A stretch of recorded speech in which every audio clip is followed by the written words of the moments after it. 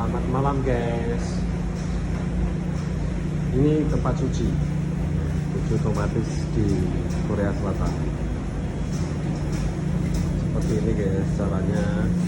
Ini kamu masukkan koin ya. Koinnya harus ditukar, uang kertasnya harus ditukar dulu di sini yang 500-an.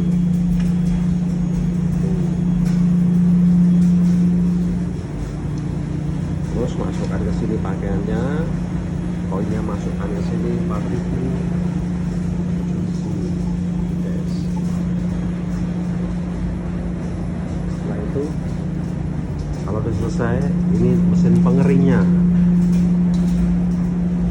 Mesin pengeringnya seperti ini.